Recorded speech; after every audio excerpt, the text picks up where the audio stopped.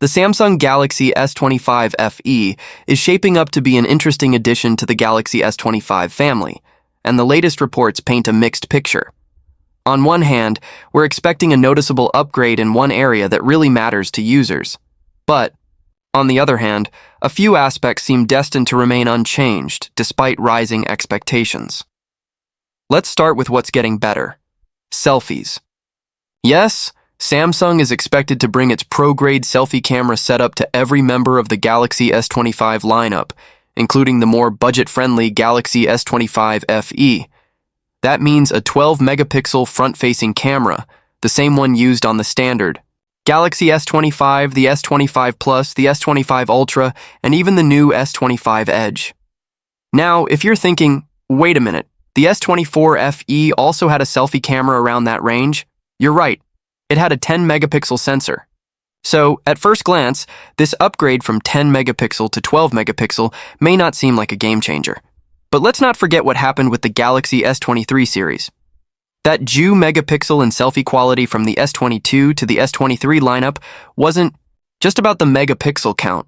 It was about smarter image processing, better sensors, and improved software integration.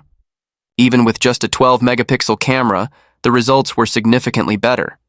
So, with the S25 FE adopting that same 12-megapixel front-facing camera, it's safe to say that Samsung fans can expect more refined selfies, improved portrait modes, and overall better front camera performance. And that's a big deal, especially in a world where video calls, selfies, and social media content are more important than ever. But what about the rear cameras? Well, here's where things stay a little too familiar. Just like the S23 FI and S24 FE before it, the Galaxy S25 FE is expected to stick with a 50-megapixel main rear camera. And yes, that's the same one found on the regular S25 and S25 Plus, which sounds good at first. But here's the catch.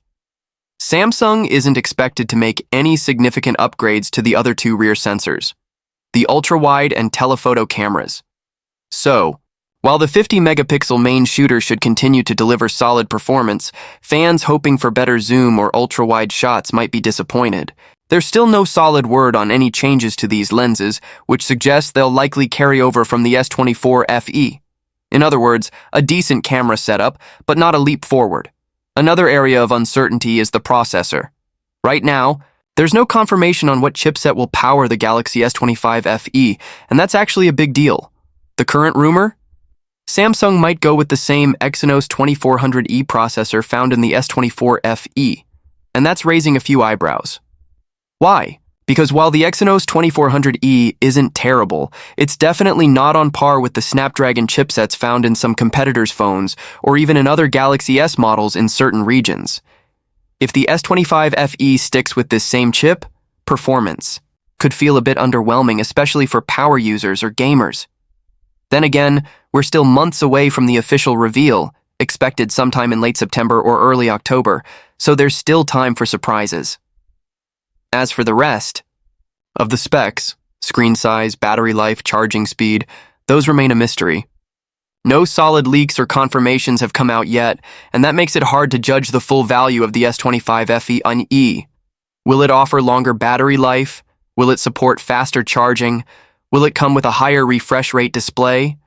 All of these are key questions still waiting to be answered. To sum it all up, the Galaxy S25 FE is shaping up to be a device of compromises. On one side, it's great to see Samsung bringing consistent selfie camera performance across its S25 lineup, including the budget-friendly FE model. But on the flip side, the lack of innovation in the main camera system, the uncertainty around the processor, and the unknowns about other core specs leave a lot of questions unanswered. That said, the Fan Edition line has always been about delivering premium features at a more accessible price. If Samsung can strike the right balance between camera upgrades, decent performance, and competitive pricing, the S25 FE could still be a strong contender in the mid-range smartphone market, especially for those who want Galaxy S-level features, without paying Galaxy S-level prices. We'll just have to wait until later this year to see the full picture. Until then, stay tuned for more updates as we get closer to the official launch of the Galaxy S25 FE.